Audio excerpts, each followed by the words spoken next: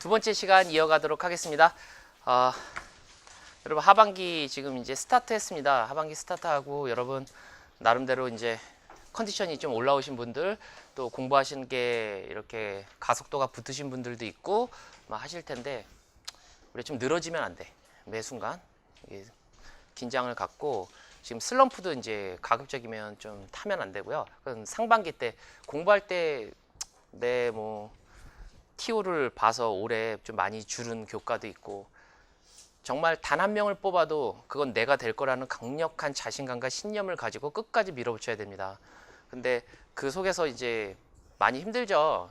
매 순간 힘들기도 하고, 가르치는 저도 이렇게 많이 힘들 때가 있는데, 여러분 따라오시면서 되게 불확실하고 막연하고 막 이런 것 때문에 많이 힘드실 텐데, 열심히 하면 할수록 그게 선명해지고요. 여러분 자신감으로 바뀔 겁니다. 그래서 제발 이 7, 8월 과정 끝나고 이제 나면 여러분이 정확히 어떠한 영역이든지 이런 문제가 이런 방식으로 출제가 되겠지라는 어떤 감을 확실히 잡고요. 여러 번 반복적으로 보시게 되면 이제 9월달, 10월달 정도 이제 다 끝나고, 사실 11월 달은 무슨 외부에서 어떤 수업을 듣는 시기가 아니잖아요. 그죠? 10월 달부터, 빠르신 분들은 10월 달부터 이제 된단 말이에요. 그리고 일단 집토끼를 완벽하게 잡아놓고, 그리고 그 다음에 이제 모고도 치고 기웃기웃 하다가 어때요? 이런 것도 이렇게도 날 수가 있겠구나라는 그런 게 하나 둘씩 붙어 나가실 거예요. 10월 달부터는. 그래서 그런 분들이 이제 가서 1차에서 강력한 힘을 발휘하기 때문에, 이제 지금 이제 정말 덥지만 우리 최적의 장소를 찾아서 총력전을 벌이셔야 되는 그런 부분입니다. 여러분 모두가 정말 올해 합격하셔갖고 내년에는 정말 이 학교 현장에서 반짝반짝 빛나시기를 바라겠습니다. 여섯 번째 이제 우리 살펴볼 내용은 뭐냐면, 첫 번째 교육과정 압축인데, 제가 이 전 시간에도 얼핏 말씀을 드렸지만 교육과정 압축이 필요한 게 대체적으로 누구예요? 고학업 성취자들이잖아요. 그죠? 학습 부진화가 아닌 우수아들에게 필요한 거고, 큰 맥락에서 보면 디퍼런시에이션이라 그래서 개별화 교육이 필요하단 말이야. 근데 제가 그 교육의 기초에서 살펴보는 것 중에 하나가 영재 교육인데, 일반적으로 영재 교육의 방법은 두 가지가 있다고 말씀을 드렸죠. 저랑 같이 공부하신 분들 말씀해 보세요. 다 처음 배우는 것처럼 하지 말고. 하나가 뭐야? 우리가 보면 하나는 가속화의 방법이 있고, 또 하나는 이 풍부화의 방법이 있다. 그죠? 그래서 이 압축이 이렇게 보면, 먼저 영재 교육하면 딱 떠오르는 학자가 누구야? 렌줄리라는 학자가 딱 떠오르잖아요. 렌줄리 같은 경우는 세계 고리 모델이라고 얘기해서 영재의 특성을 세 가지로 뽑아낸 학자잖아요. 그래서 이 여성학자인데 전 세계적으로 차지하는 위치가 매우 이제 공고하죠. 하나가 뭐예요? 우리가 보면 비슷하거나 뛰어난, 남보다 비슷하거나 뛰어난 일반 지능인데, 일반적으로 110 이상이라고 해. 연구에서는 110 이상 정도. IQ라고 얘기하는 게 평균이 100을 놓고 보는 거잖아. 약 110 이상 정도 된대. 그리고 또 하나는 뛰어나야 돼. 그게 뭐예요? 뛰어난 창의성. 그리고 또 하나가 정의적인 특성인 과제 집착력. 그걸 이제 얘기한 학자예요. 우수 학생들을 위해서 이미 숙달한 학습 자료의 반복을 피하도록, 그럼 우리 이거 어떻게 알아보는 거지? 우리가 진단평가를 통해서 알아보겠지. 그래서 사전학습의 정도를 봐가지고 과잉학습, 중복학습을 줄여주려고 하는 거죠. 그래서 그것을 이제 피하도록 교육과정을 변환시키는 건데, 교육과정을 재구성하고 핵심화해서 학습자가 사전에 학습한 자료를 반복하여 가르치는 것을 막고, 요 밑줄이에요. 정규 교육과정에 대해 학습자들이 도전감을 갖고 학습하도록 기본적으로 기초학습 숙달을 보장하면서도 심화, 속진형의 학습활동의 기회를 마련해 주는 거야. 근데 학교 현장에서 보면 심화, 속진형인 것을 마련해 주기 위해서는 어떤 방법이 있겠어요? 크게 보면 두 가지 방법밖에 없는 거죠. 여기서 얘기한 가속과 풍부화도 그런데, 수준별 반편성을 해갖고 잘하는 애들한테는 거기에 합당한 걸 주는 거잖아. 그죠? 그 진도에 맞춰서 가는 거. 그리고 또 하나는 방과 후 학습이라든가 어떤 지역사회와 연계한 프로그램을 통해서 더 풍부한 교육 내용을, 학습 경험을 제공해 주는 이런 방법으로 이제 운영이 되겠지. 어쨌든 교육과정 압축은 이 교육과정의 중복을 피하고 그 심화된 속진 그런 학습활동의 기회를 마련하기 위해서 운영되는 것이고, 여기 창체라고 이야기하는 게 이제 나오죠. 창체는 우리가 진주 예동이야 자동봉진이야 헷갈리면 안 돼. 자동봉진으로 해죠. 네 가지 활동 기본적으로 알아두고, 학교 교육과정이라고 이야기하는 게 크게 보면 교과 교육과정 그리고 창체 교육과정, 교과와 창체를 합쳐서는 또 뭐라 그래? 정규 교육과정이라고 그래 일반적으로. 그리고 학교 교육과정이라고 얘기하는 게 뭐 정규 교육과정 플러스 학교별 특색 교육 프로그램 요 정도로 이제 운영이 되는 거죠. 그래서 창의적 체험 활동은 기존의 특별활동과 창의적 재량활동이라고 해서 예전에는 뭐야 자적 계행봉이라고 얘기하는 5가지 활동이 있었어요. 그것을 통합시켜 갖고 여기 얘기하는 것처럼 자동봉진의 4가지 활동으로 운영이 되는 거죠. 대체적으로 보면은 인지적인 활동보다는 정의적이고 체험 중심의 활동으로 돼 있어서 우리가 어떤 지식 교육을 보완하는 입장에서 운영이 되는 거예요. 교과와 상호 보완적 관계에 있다. 그리고 학령군이라고 얘기하는 게 사실 학령군이 강력한 파워를 미치는 거는 어디냐면 초등이에요. 초등은 묶어. 왜? 1, 2, 3, 4, 5, 6 2개 학년을 묶어가지고선 교육과정을 운영하는 거예요. 그런데 그 중고등과 같은 경우는 어때요? 그걸 2개 학년을 묶을 수가 없으니까 어때요?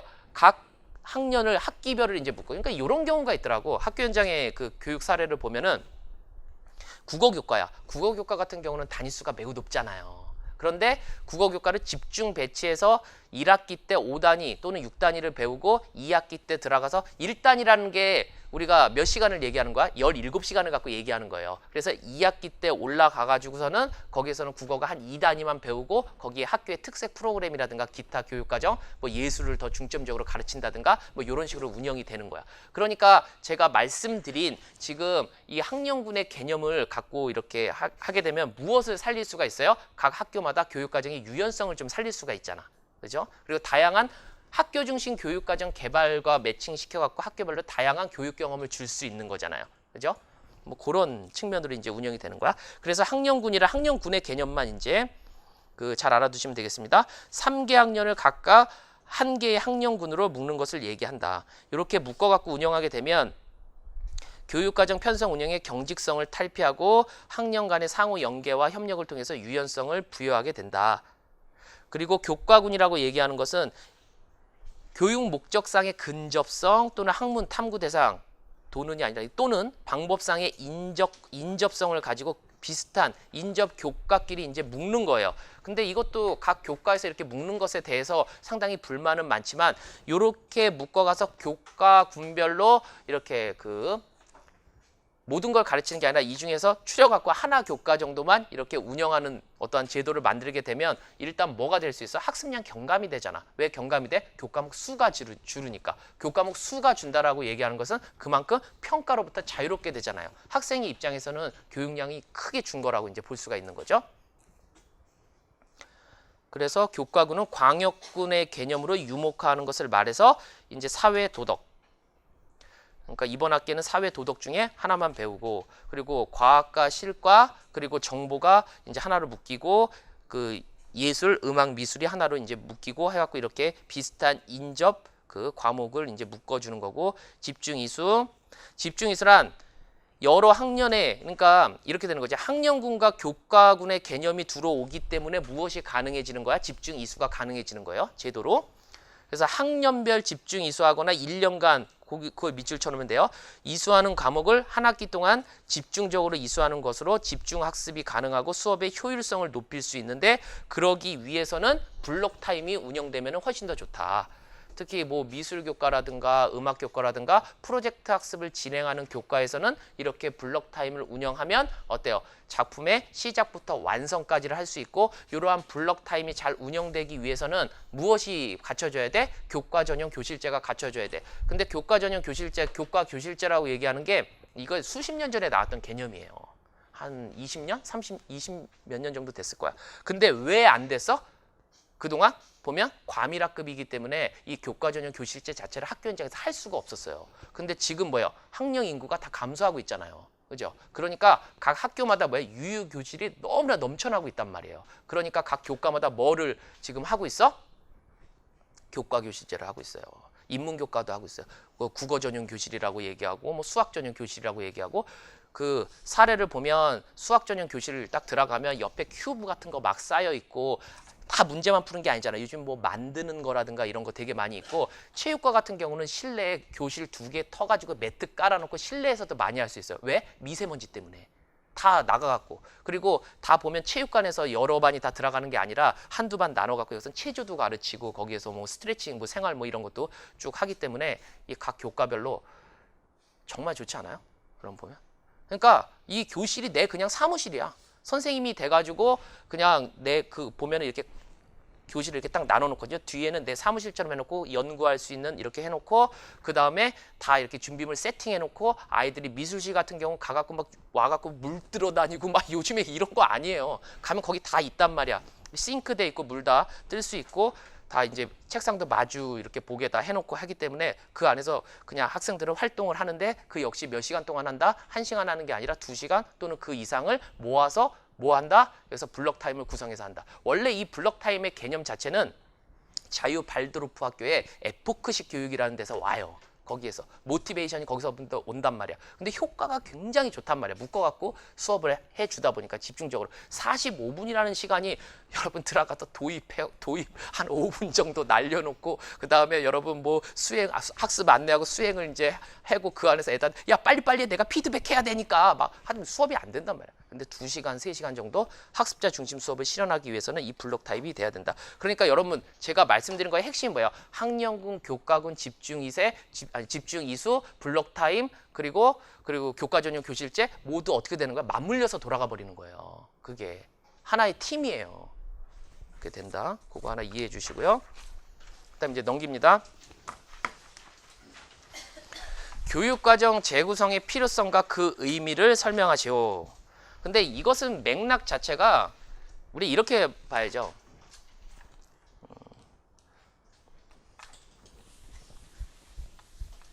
이제 같이 이제 돌아가는 건데 교육과정 재구성이 이제 필요하다라고 얘기하는 게 오늘날 그동안의 문제점이 뭐였어? 교육과정 개발해서 교사 배제형으로 우리가 이루어지다 보니까 이거 뒤에도 문제 하나 이제 했어요. 이걸 논리적으로 설명을 해야 돼. 교사를 배제하니까 어때요? 뭐가 했다고? 관심이 부족하다고. 그죠? 여러분 논리적으로. 그러니까 교사들이 무슨 생각을 하게 된다고? 요걸 채울 수 있어야지. 교육과정을 어떻게 생각한다고? 사소화하게 생각한다. 사소화. 이 사소화한다라는 개념은 뭐예요? 그냥 주어진 대로 그대로 가르치면 되지 내가 교육과정에 대해서 어떤 성취 기준의 지향점에 대해서 깊이 있게 생각할 필요가 있어 없어? 없다라는 거지. 그걸 갖고 우리가 용어로 교육과정 사소화라고 얘기한다고. 그죠? 그러면 이 교육과정 사소화는 결론적으로 어떤 것을 이제 또 한다고? 교사의 탈숙련화.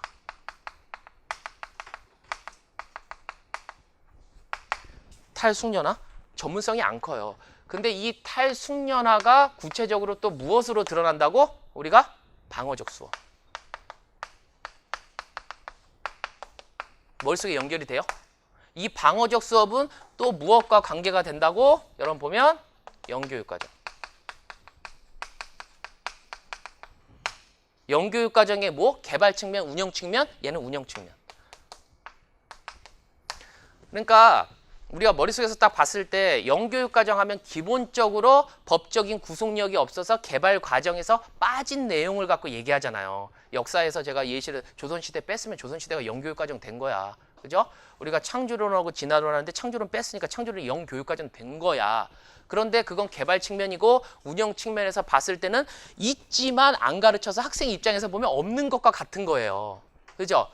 교사가 이 방어적 수업이라고 얘기하는 게 특히 시험 문제에 나오는 건 방어적 단편화가 많이 나오겠지. 내용은 많은데 적절한 선에서 학생과 타협을 하면서 빈칸 가로넣기라든가 이런 것 정도만 하고 대충 지나가는 거예요.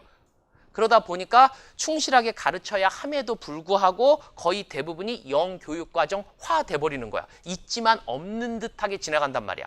선택에 의한 배제로 끝나버린단 말이야.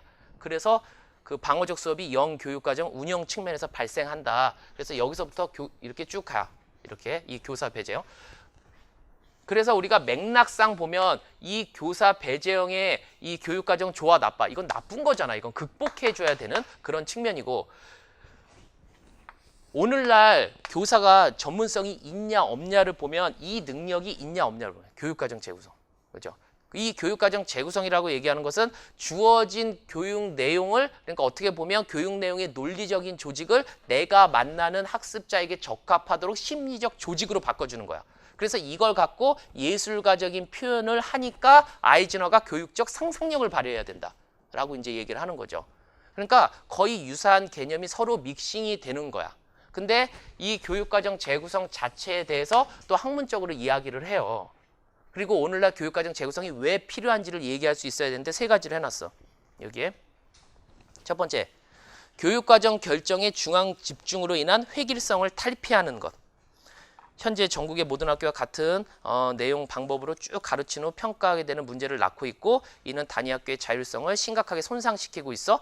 근데 단위 학교의 자율성이라고 얘기하는 게 학교 자체로 우리가 환경이 다르잖아. 그래갖고 우린 일반적으로 그걸 갖고 뭐라고 얘기해요? 학교 현장에서는 농산 어촌 학교라고 그러죠. 우리나라 같은 경우가 그렇잖아.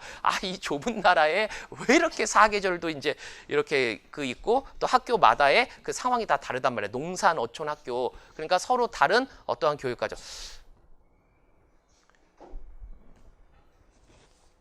그러니까 농업을 얘기해도 어촌에서는 그 농업에 대해서 하지를 않으니까, 그죠? 생계가 다르니까 그걸 교육과정으로 구성하는데 언밸런스가 난단 말이야.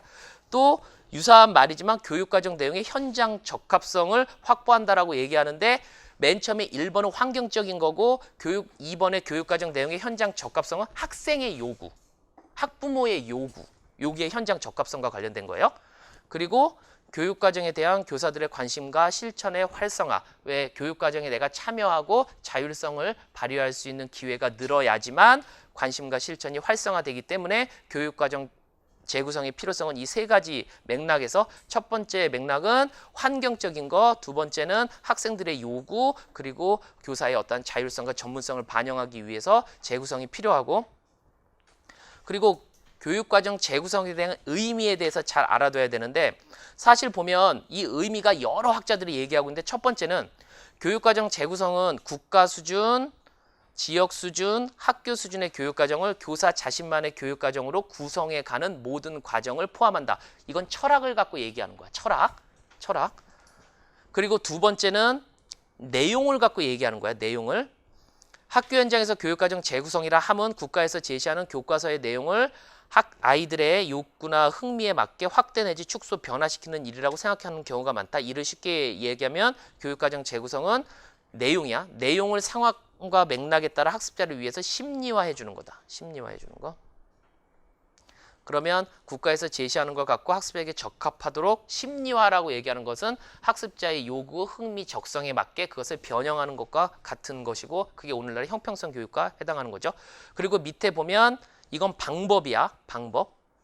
협동학습이나 구성주의 학습 모형의 적용 등과 같이 가르치는 방법을 어떻게 해주는 거예요? 다양화해 주는 거. 그래서 이것을 크게 둘로 보면 소극적 수준 교과 내에서 이루어지는 그 재구성의 유형 방법으로서는 전개 순서 변경, 내용 추가, 내용 축약, 내 교과 내에서 할 수 있는 거고 반면에 적극적 수준은 교과 간의 어떠한 통합이죠. 이거는 이게 중액교육과정이고 그리고 스팀 교육과 같은 경우가 여기에 이제 들어가는 거예요. 그게 적극적인 거야, 교과 간. 그래서 이 중에서 잘 알아둬야 될 것은 3번이에요. 사실 보면. 3번. 구체적인 방법이니까. 그리고 3번 교과 간 그리고 교과 내 이렇게 잘 알아두시고 그중에서 이제 여기서 내용은 어떻게 하면 학습자를 위해서 좀 심리화 시킬까를 우리가 하는 것이고 교과가 자율성을 발휘해서 국가 수준 교육과정은 이제 변형하는 것이고 이렇게 이제 이해를 해두면 되겠습니다. 요거 그리고 그 다음에 요거 출제될 확률 매우 있는 문제예요. 8번. 이거는 장단점 쓰기가 무조건 나게 돼 있어. 이거랑 지방분권식 교육과정 개발정책의 장단점. 이거 매년마다 꼽는 문제 중에 하나예요. 근데 안 난 문제지.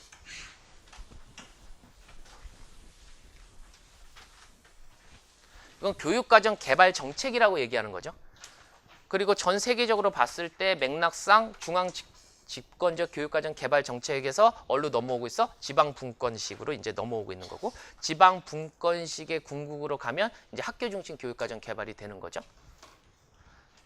근데 미국도 그렇잖아. 이제 국가 수준의 코어 커리큘럼이라 해서 그런 거 몇 가지 되게 이제 포괄적으로 알려주고, 그리고 그 다음에 주 단위로 이제 이루어지고, 그리고 주 단위에서 학교 단위로 가고, 학교마다 뭘 해주는 거예요? 헌장 학교라든가 마그넷 스쿨, 차터라든가 마그넷 스쿨로 해갖고 교육의 책무성을 지고, 그 책무성을 지키지 못했을 때는 뭐가 되는 거예요? 코치 카터라든가 이런 영화에서 안 봐요? 학교 폐쇄시켜버려요.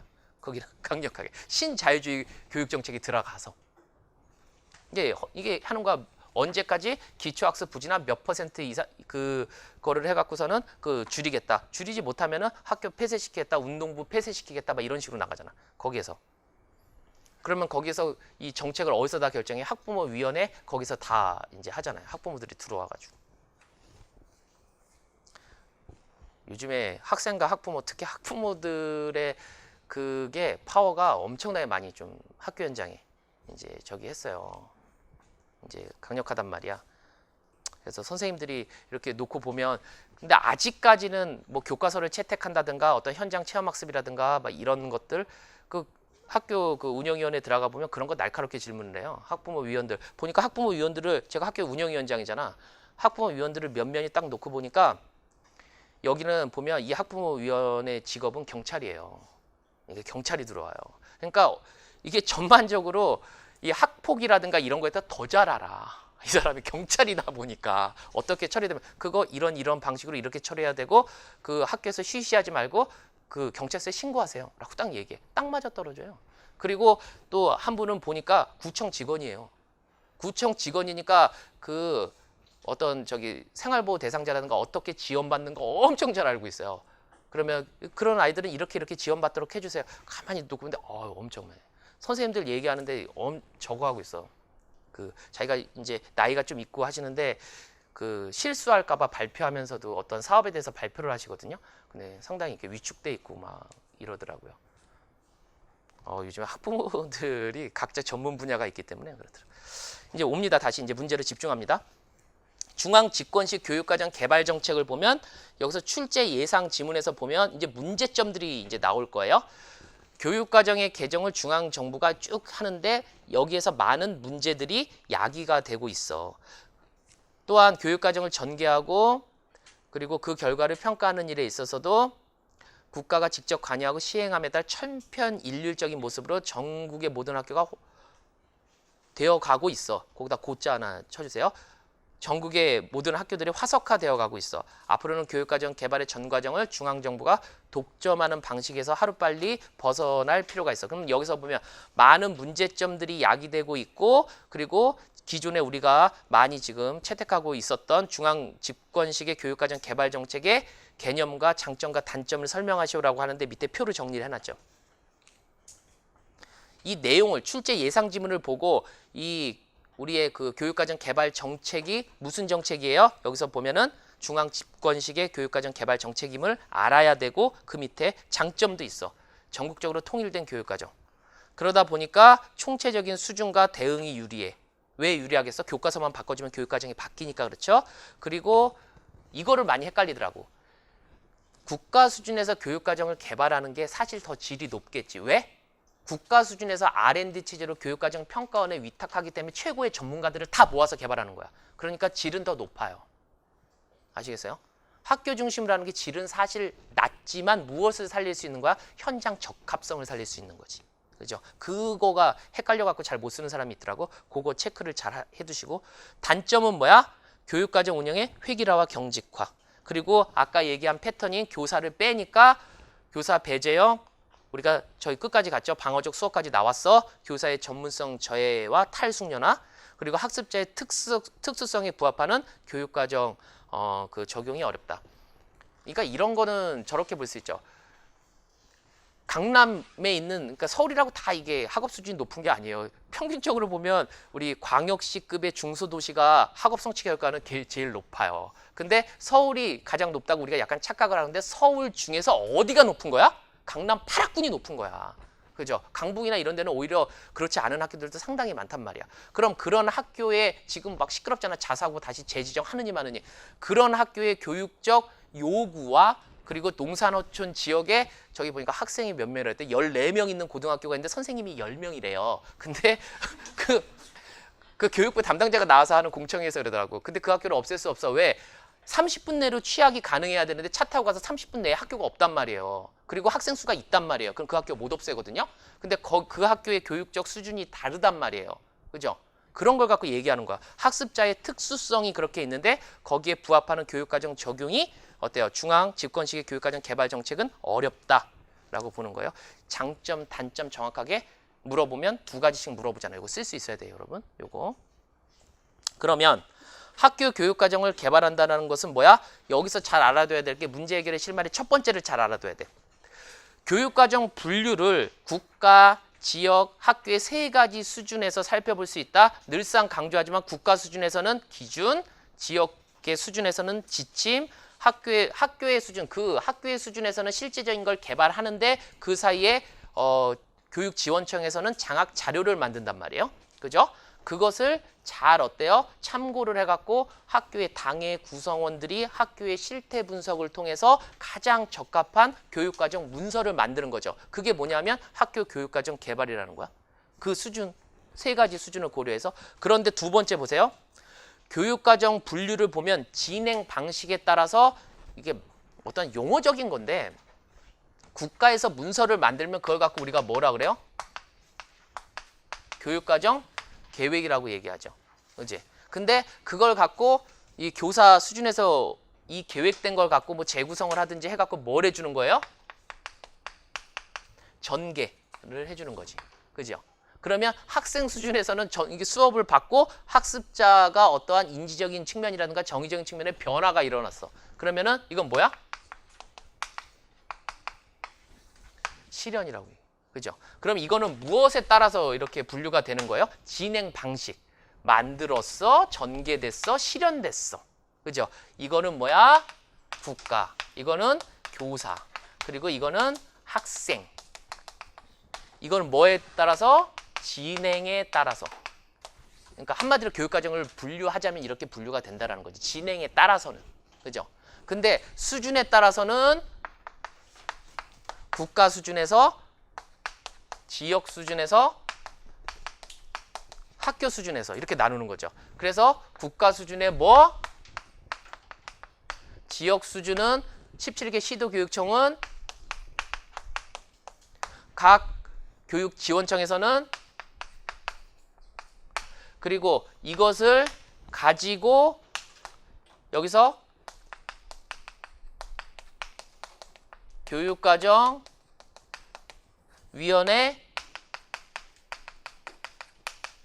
실태 분석 등등등을 해서 이 학교에 맞는 교육과정을 여기서 딱 개발하게 되는 거죠. 그러니까 학교 교육과정 개발 밑도 끝도 없이 그냥 물어. 학교의 교육과정 개발에 대해서 물어보면 이걸 갖고 이렇게 쭉 써주면 되는 거야. 그죠? 여러분 보면 이게 국가, 지역 이것을 고려해서 당의 학교에서 교육과정 위원회를 구성하고 실태를 분석해서 그 학교에 적합한 교육과정 문서를 만들어내. 그럼 학교 교육과정 개발이에요, 이게. 일반적으로 우리가 이야기하는. 근데 진행 방식에 따라서 그냥 이건 뭐야? 이건 분류를 얘기하는 거야, 분류. 그죠? 계획된. 그러니까 국가 수준의 교육과정 계획했겠지. 그런데 그것이 학교 현장에서 전개, 교사 수준에서 전개되고 전개된 게 학생 수준에서 실현되고. 이건 진행 방식에 따라서.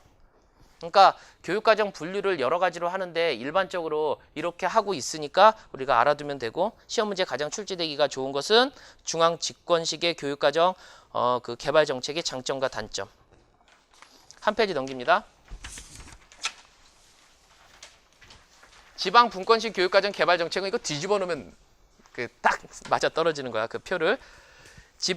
이게 출제 예상 지문을 보세요.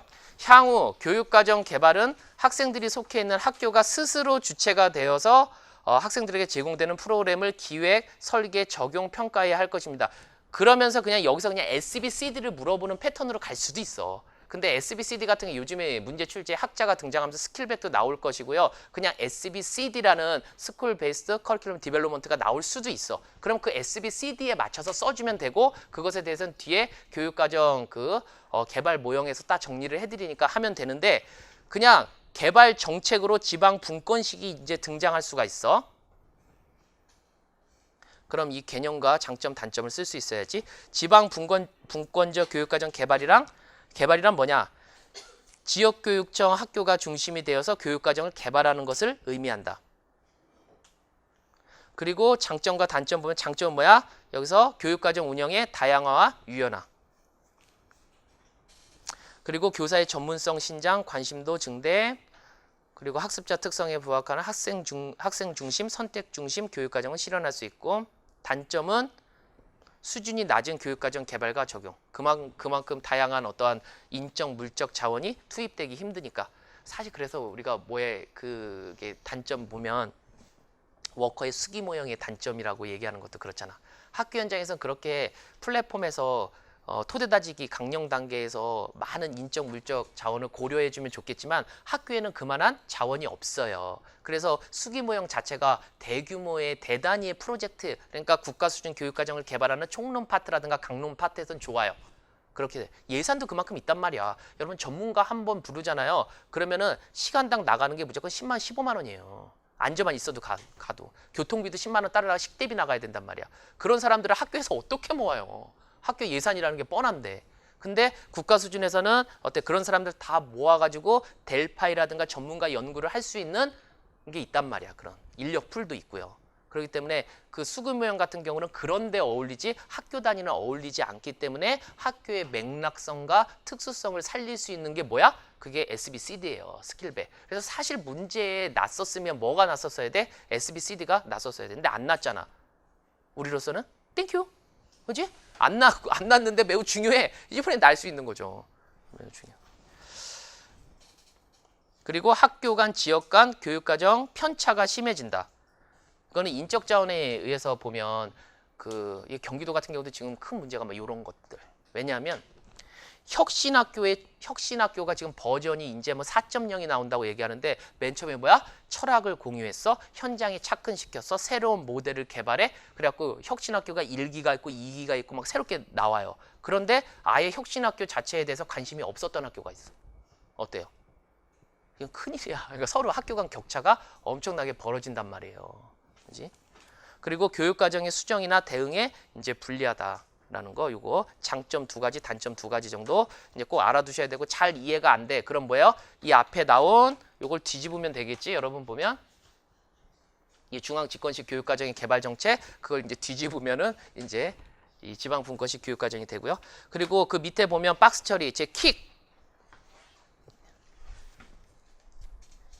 셰프의 킥처럼 이즈원스 킥.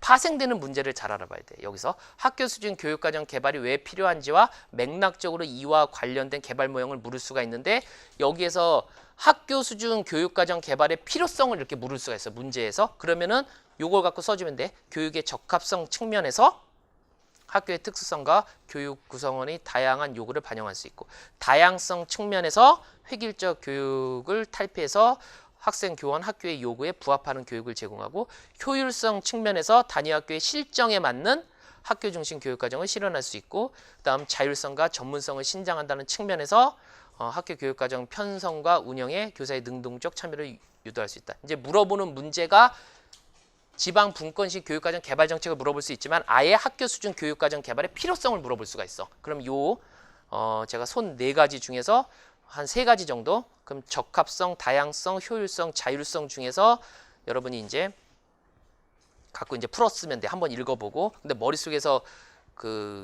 기억해야 될 거는 효율성, 다양성, 그죠? 아니 적합성, 다양성, 효율성, 자율성.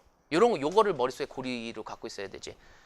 오늘날은 뭐야? 효자가 적다 이런 거 아니야? 그죠? 적다 효자 막 이런 식으로 효자가 적다 뭐 이렇게 해갖고 그걸 풀어주면 되는 거예요.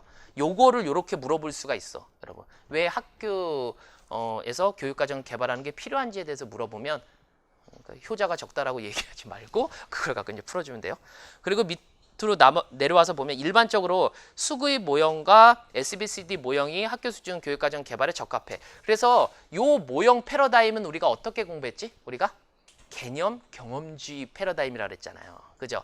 그 전에는 전통적 패러다임이야. 전통적 패러다임은 왜 전통적 패러다임이야? 그 전에는 무슨 패러다임이라고 그랬어요? 우리가 지적 전통주의자들이 교과 중심으로 있는 그대로 우리가 주어진 대로 교수 요목대로 교육과정을 구성하면 되는데 그것보다 필요한 게 뭐라고?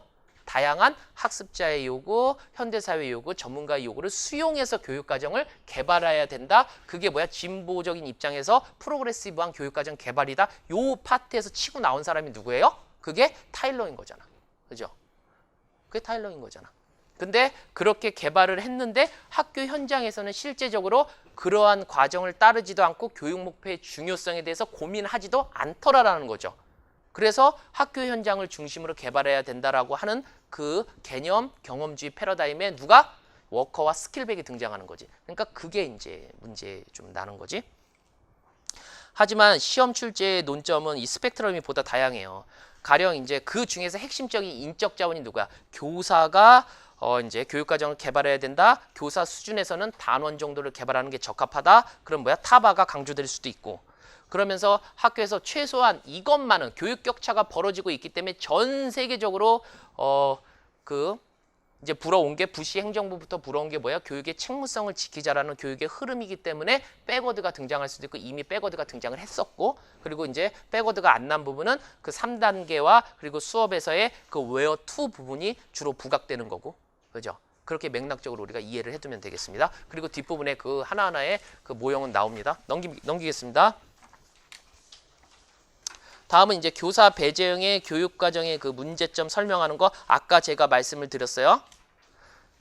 교사를 이제 배제를 하게 되면은 이제 어떻게 된다? 교육과정을 사소화하게 되고 그 사소화하는 것은 탈숙련화를 초래하고 탈숙련화는 방어적 수업으로 나타나고 방어적 수업은 실행 측면에 있어서의 영교육과정이 이제 생겨나게 된다라고 이제 알아두시면 되겠습니다. 그래서 그걸 설명할 수 있으면 되는 거. 그러니까 교사를 배제시키면 안 되는 거예요. 교사가 왜 그래요? 우리가 행정적인 측면에서 보면 전문적 관료제잖아. 학교는 운영의 핵심층이 누가 되는 거예요? 교사가 된단 말이에요. 그죠? 어떤 특수성을 가지고 있다고 얘기를 했죠? 우리가 보면 같은 전문가들끼리는 수평적 구조로 되어 있고 내가 만나는 고객, 학생들과 관련지어서는 매우 밀접한 구조로 되어 있어. 그게 뭐야? 민츠버그가 얘기하는 전문적 관료제의 핵심적인 내용이야. 그죠? 그런데 운영의 핵심층을 거기에서 어떠한 프로그램을 가르치는데 배제할 수는 없잖아. 그죠? 그 맥락입니다. 다음은 이제 요거 그거 스킵을 하고 다음은 교육과정 차별화.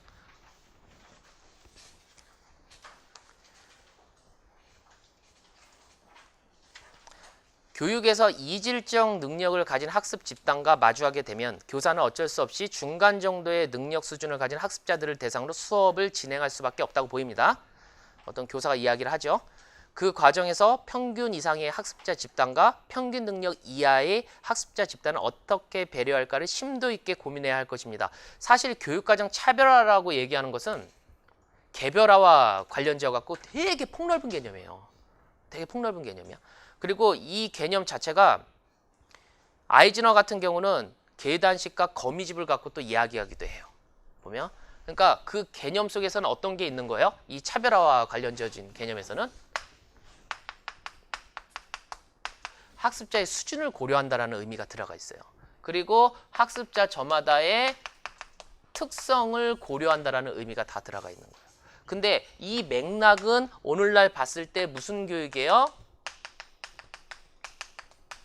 형평성 교육과 관련 지어진단 말이야. 그리고 이 형평성 교육과 관련 지어서 요 파트는 얼로 넘어가 사실 주요 논점이 돼? 교육사회학.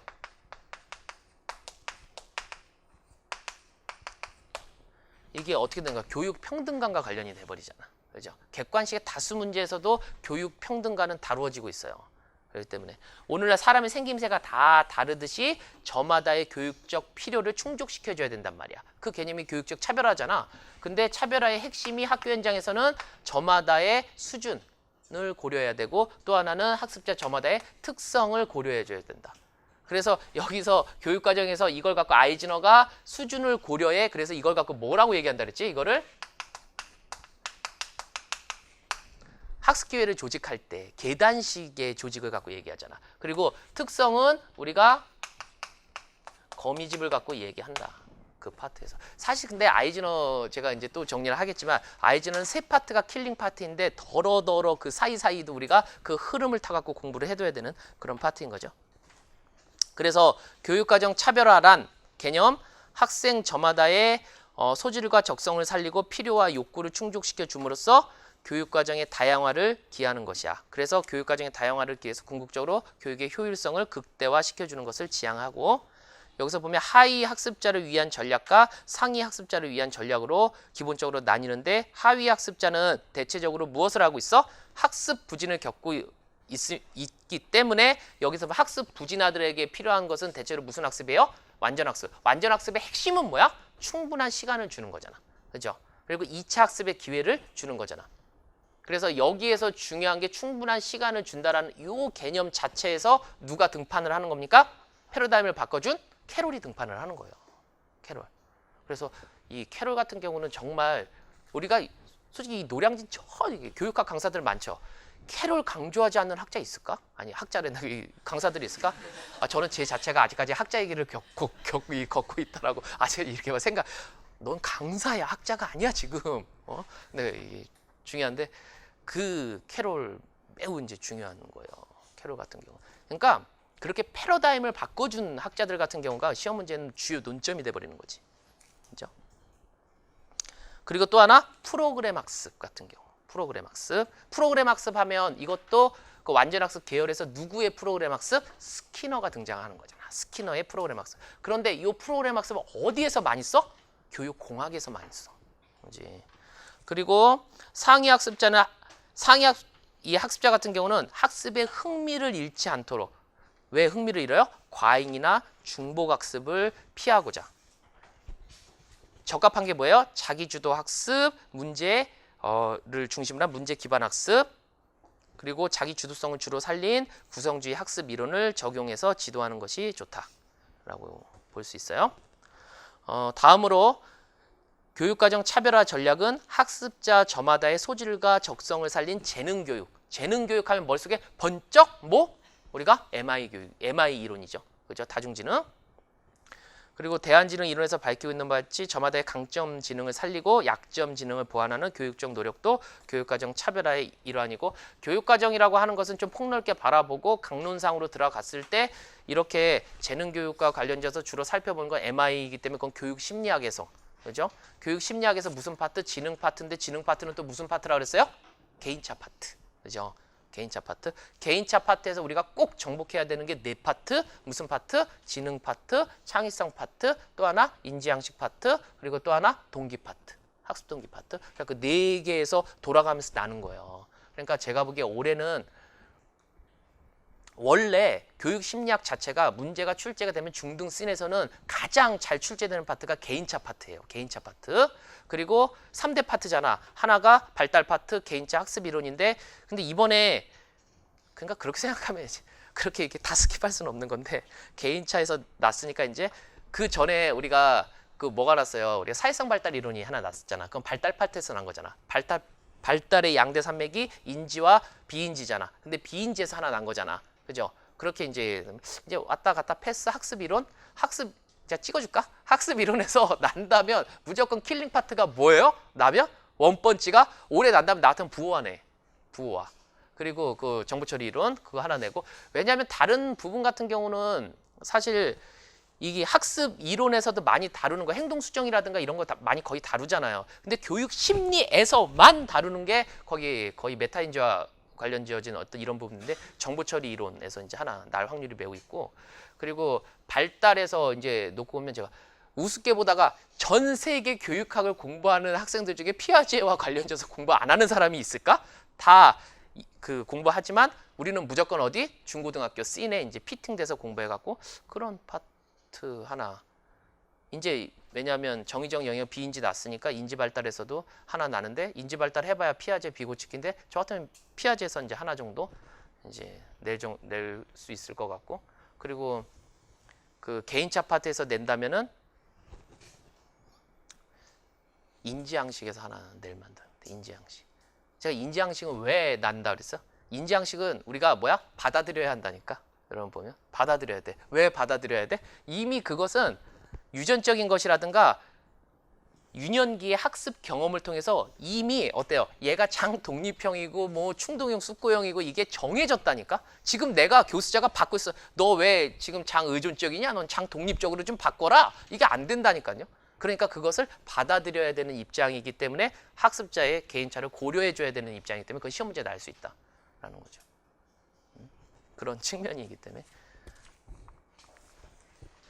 옆으로 넘어옵니다. 이제 12번 문제 이제 살펴보겠습니다. 12번. 여기 보면 이제 수준별 수업의 개념과 장점 및 단점 여기 두 가지씩 이제 설명하는 거. 근데 이거 한번 여러분 딱 봐도 이제 포인트 잡아줄게.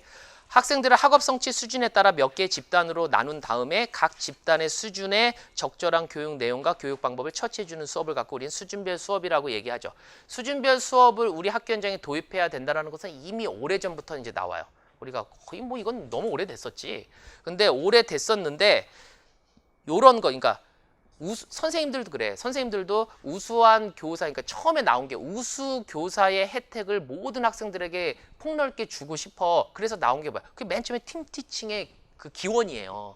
보면 그 다 뛰어난 교사가 있는 게 아니라 우리가 보여 이 우수 교사는 몇 명 없는데 학교 현장에 아이들이 되게 많단 말이에요. 그러면 교사들이 팀을 이뤄갖고 어떤 우수한 교사가 뛰어난 애들을 가르치고, 왜냐하면 그 수준이 낮은 학습자들 같은 경우는 꼭 그런 걸 다 알아들을 수가 없기 때문에 우수 교사의 능력을 폭넓게 다 확산시킬 수가 없단 말이야. 그래서 팀을 이렇게 해갖고 그 좀 그러니까 수준이 낮다라기보다는 교수 학습 능력이 좀 떨어지는 사람에 대해서 우수 교사가 또 지도를 해가면서 학습 집단을 수준별로 나눠서 거기에 합당한 교사들이 가르쳐요. 무슨 말씀인지 아시겠어요? 그걸 갖고 이제 팀티칭의 이게 기원인데, 여기서 이제 포인트는 뭐냐면 장점이 있고 단점이 있다라는 거예요.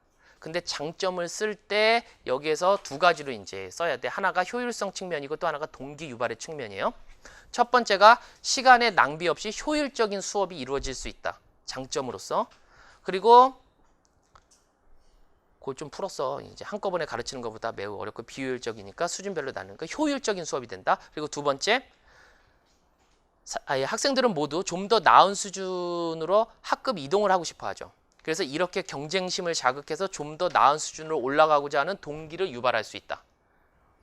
근데 연구학교 사례들을 분석하면 여기에 단점처럼 위화감이 조성이 돼버려요. 그리고 중간에 어때? 나는 맨날 해도 그 못하는 그 열등한 반이지 하고 자포자기를 해버린단 말이야.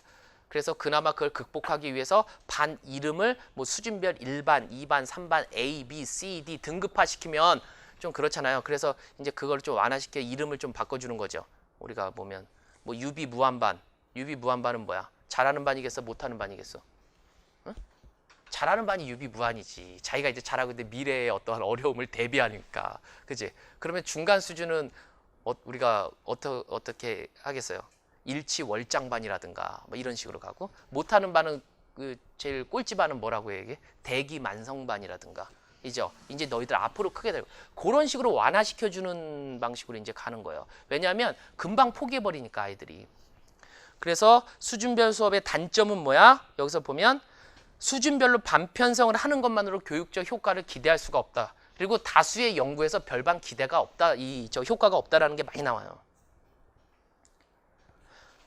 그래서 강조하는 게 뭐야? 수준별 반편성보다는 협동학습이 더 효과적이라는 거지. 학교 현장 씬에서는. 그 협동학습이라고 얘기하는 것은 그 안에서 무슨 집단 구성이 돼? 이질 집단 구성이 되는 거잖아. 그런데 문제가 그동안 뭐였어? 이질 집단을 무엇으로만 했어요? 성적으로만 했잖아. 그러니까 학습자 저마다의 다양한 특성을 고려해주고 싶어서 어때요? 리커트 척도를 이용했었던 거잖아. 거기서 보면 정의적 특성을 수치화시켜주고 싶은 척도가 리커트 척도니까. 작년 씬이 그거를 이제 했던 거예요. 왜 그러냐면 현장에서 대부분의 교사들이 수업을 하면서 협동학습을 실행하는데 문제점이 이질 집단을 구성하는 거에 대해서는 다 알고 있는데 이질 집단을 성적으로만 하는 거예요. 그게 아니라 학습자 저마다의 흥미라든가 관심에 따라서 성적도 고려하지만, 근데 성적을 고려해야 되는 거는 무슨 교과? TAI 같이 팀 보조 협동학습 같이 수학 교과는 성적으로 해주는 건 괜찮아. 그런데 그 이외의 사회나 윤리 교과에서는 단순히 성적으로 나누는 게 협동학습의 효과를 볼 수가 있어 없어? 없다라는 거예요. 다수의 연구들은 저도 그 구성주의 학습 모형에서 제가 했었던 거 LT를 갖고 했었나? 그 우리가 함께 학습하기 러닝 투게더를 갖고 제가 연구를 해봤는데 효과가 그다지 높지 않았었거든요. 거기서 보면 그래서 거기에서 보면 학습자의 관심과 흥미 등을 가지고 성적과 같이 고려를 하고자 하는 게 작년에 시험 문제의 그 김 교사의 그 어떤 포인트였단 말이에요. 그래서 그게 문제가 났던 거지 사실. 그리고 그 속에서 효과를 보고 싶은데 그 효과를 신뢰롭게 보고 싶은데 우리가 우리가 반분 신뢰도가 아니고 그 중에서의 동질성 중에서 문학 내적 합치도를 걸어줬던 거고 맥락적으로 아시겠죠? 그렇게 이제 흘러가는 거야. 수준별 수업의 단점은 뭐야? 수준별 반편성만으로 안 되고 또 두 번째는 학생이 전체적으로 학교라는 공동체에 대한 의식이 약화되고 특히 그러니까 마이너한 애들만 모여서는 효과가 없어요. 학교에서 탈락하거나 좌절할 가능성이 많아진다. 그래갖고 이게 수준별 수업이 굉장히 효과적일 것이라고 해서 학교에 적용을 했는데 그게 사실 효과적인 나라들도 있어요. 이렇게 보면 미국 같은 경우도 그렇고 뭐 한데 우리나라에서는 그 연구 결과를 보면 큰 효과가 없었어요, 사실. 그래서 그렇게 이제 강조하지 않고 이제 학교마다 이제 맥락성을 살리는 그런 방향으로 이제 나아가고 있는 거지. 여러분 이게 우리 저거까지 좀 13, 14, 좀 이거 시간 좀 힘들죠? 지치지? 좀 떨어졌어 벌써. 딱 알거든. 이 기세라는 게 있어. 이게 여러분 보면 이 공부는 처음부터 끝까지 우리가 공부는 기세야. 왜 웃어? 영화 기생충에서 그랬잖아. 거기서 보면 난 네가 이 문제를 맞고 틀리는데 관심이 없어. 처음부터 끝까지 뭐 어떤 기세야. 거기서 그랬잖아. 기억나네. 기세야, 기세. 기세를 갖고 공부를 해야 되는데 벌써 이게 처음에 지금 1교시 시작할 때 기세가 좋았어. 그 딱 느껴요, 여러분. 딱 기세가 벌써 이게 막 우기를승천하는 기세가 있었는데 지금 1교시 끝나고 2교시 이쪽에 되니까 뭔가 이게 싹 가라앉더라고. 지금 어깨가 쭉 이게 처지면서 뭔가 지금 우리가 늪에 있어 빠져들면 안 돼, 우리가. 그럴 때는 어때? 잠깐 쉬었다가 하는 게 좋을 것 같습니다. 다시 한번 여러분 잠깐 쉬시면서 기세를 끌어올려. 우리 3교시에 하겠다. 자, 끌어가겠습니다.